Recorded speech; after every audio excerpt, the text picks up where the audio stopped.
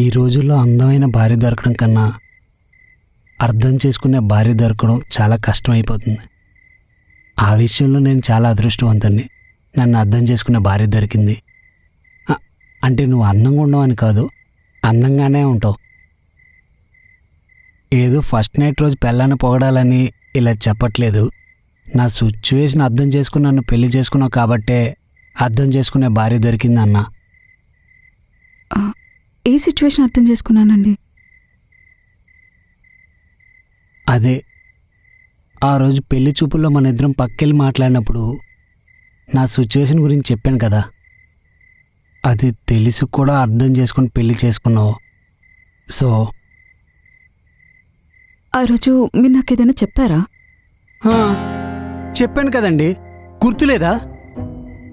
అసలు వినలేదండి. వినకపోవడం ఏంటండి? నా గొంతు అయితే బాగానే పనిచేస్తుంది. మీకేమైనా సౌండ్ ఇంజిన్ ప్రాబ్లం ఉందా? అయ్యయ్యో, నాకు అలాంటి డిఫెక్ట్స్ ఏం లేవండి. ఆ రోజు మా నాన్నతో ఏదో డిస్కషన్ అయ్యి దానివల్ల డిసప్పాయింట్ అయ్యి ఏదో మూడ్లో ఉండి వినలేదు. సారీ అండి. ఇప్పుడు చెప్పండి, వింటాను.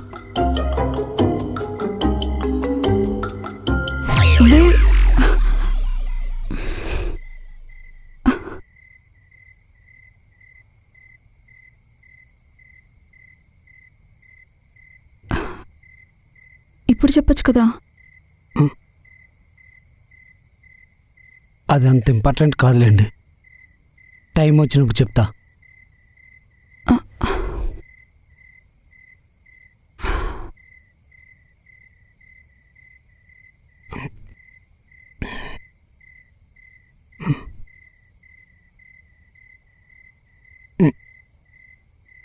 మీకు అభ్యంతరం లేకపోతే ఫస్ట్ నైట్కి కొంచెం టైం తీసుకుందామా? థ్యాంక్స్ అండి.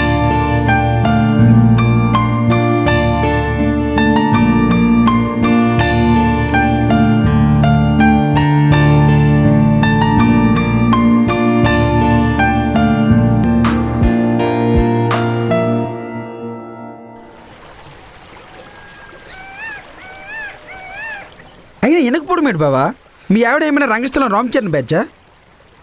నేను కూడా అలాగే అడిగా. ఏం డిఫెక్ట్స్ లేవంట, ఏదో మూడ్లో ఉండి వెళ్ళలేదంట. ఓహో, మరి ఇప్పుడు ఏం చేద్దాం అనుకుంటున్నాం? అదే నాకు అర్థం కావట్లేదు. ఇందులో అర్థం కాకుండా ఏటుంది బావా? ఇన్ని రోజులు మీ అయ్యకి మేనేజ్ చేసినావు, ఇక్కడ నుంచి మీ ఆవిడ కూడా మేనేజ్ చేసేయడమే అంతే.